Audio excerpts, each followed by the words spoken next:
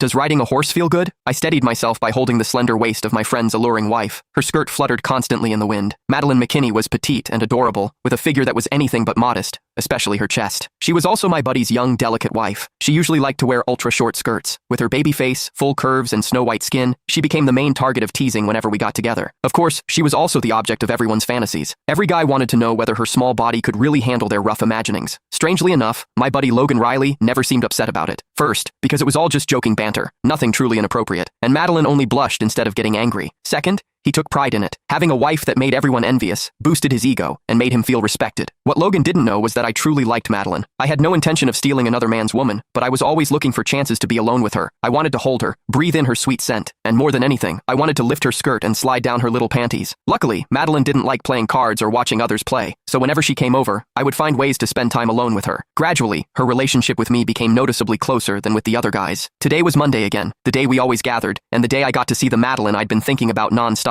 The guys were already seated and had started playing cards. Their girlfriends or wives either sat beside them watching or scrolled through their phones. Only Madeleine kept glancing around, clearly not wanting to sit there. I quickly stood up and told everyone I had a writing lesson today and needed to go prepare. No one really cared. They were all busy drawing and playing their cards. Only Madeleine looked up at me, her eyes carrying a hint of anticipation. Anyone want to come take a look? You can ride a horse too, I added casually. I do. I'll go. It's so boring here, Madeleine said at once and stood up. No one thought much of it. She had always been lively and playful. Let's go. I gestured to her, and she followed happily. Madeleine walked in front of me. Her figure was full and curvy, and every step made her skirt lift and fall again. My eyes never left her hips. I kept hoping I'd catch a glimpse of her panties. I wondered what kind of girl this cute liked to wear. Connor, is riding a horse fun? I've seen them a few times before, but they're so tall. I was afraid they'd kick me, so I never dared to try. She suddenly turned back, clearly waiting for my answer. Of course it's fun. When it runs, the feeling is amazing. I'll teach you in a bit. Ha, this was promising. Since Madeleine had brought it up herself, I'd take advantage of the moment on horseback. I quickly fitted the horse with a double saddle and led the tall chestnut horse over to her. Wow, it's so tall up close. Madeleine stared at it, her eyes sparkling. Come on, I'll help you get up and try. I took her hand and led her to the stirrup on the side. Before she could react, I grabbed her left ankle and placed it into the stirrup. Connor, I'm not ready yet. She grew nervous all at once, but I didn't give her time to hesitate. Push with your right foot. Step into the stirrup with your left. Up! As I spoke, I supported her by the hips and lifted her onto the stirrup. Through the thin fabric of her skirt, what met my hand was soft and springy. I had to admit, Madeleine wasn't just well endowed in the chest. Her hips were just as tempting. Then I lifted her right leg over the horse's back and settled her onto the saddle. In the instant she swung over, her skirt flipped high into the air. White thong panties. Two round snow-white cheeks of her bottom were exposed right before my eyes, with only a tiny strip of fabric at the center. So sexy.